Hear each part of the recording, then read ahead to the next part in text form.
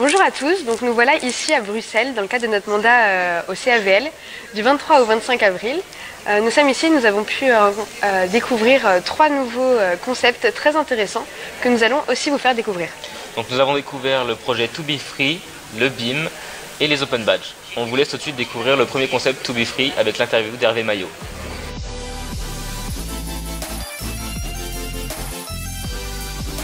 Alors oui, je m'appelle Hervé Maillot, je travaille au groupement d'intérêt public du rectorat de Besançon et je m'occupe plus particulièrement ici du projet européen Erasmus To Be Free. Alors le projet To Be Free, c'est un projet dit d'échange de pratiques qui consiste en fait à mettre en relation des gens qui sont des experts sur 2 principaux sujets qui agissent dans 2 communautés différentes. La communauté du BIM, pour Building Information Modeling ou Management, et puis la communauté des gens qui essayent de développer, de faire émerger de l'économie circulaire dans le secteur du bâtiment.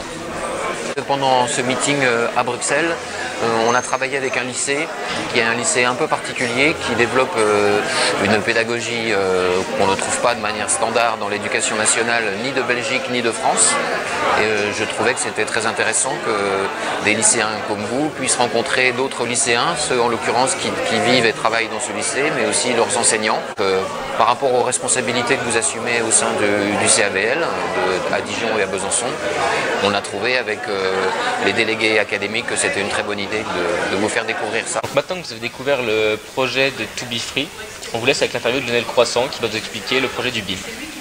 Donc je m'appelle Lionel Croissant, je m'occupe du projet BIM Game, je travaille au groupement d'intérêt public du rectorat de Besançon. Pour expliquer ce que c'est que le jeu, il faut expliquer un petit peu ce que c'est que le BIM, puisque il s'agit de travailler à partir des maquettes 3D.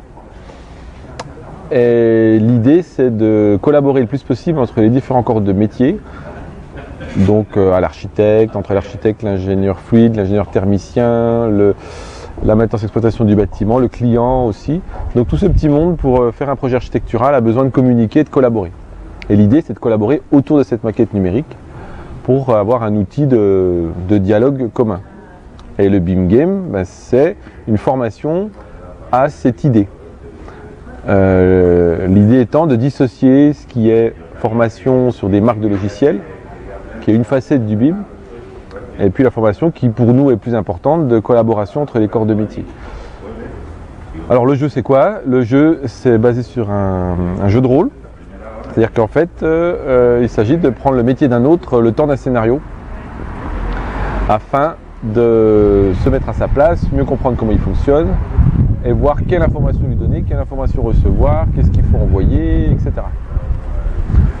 Voilà, donc aujourd'hui on est à Bruxelles dans un lycée où on a mis en jeu des étudiants, des Espagnols, des Allemands, des Français, des Belges, et même la Pologne qui est présente. Et l'idée c'est de faire des équipes internationales et qui puissent prendre ces rôles de corps de métier et répondre à une problématique du scénario.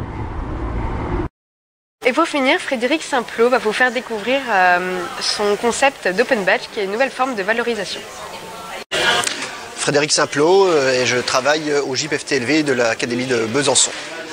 Donc les Open Badges, ce sont des petits outils numériques qui permettent de reconnaître les compétences. Une personne peut reconnaître la compétence d'une autre personne à travers une situation qui a pu se mettre en place et lier les 2 personnes. Ça peut être un enseignant vis-à-vis d'un élève, ça peut être 2 élèves entre eux, 2 enseignants entre eux. En fait, dans la société, ça peut être n'importe quelle personne qui reconnaît la compétence d'une autre personne. Donc aujourd'hui, nous allons utiliser les Open Badges dans le projet BIM Game. Les Open Badges seront utilisés ici comme récompense puisque le jury va juger des différentes qualités des travaux qui auront été réalisés et les étudiants auront en retour une reconnaissance des compétences spécifiques qui ont été mises en valeur dans ce travail.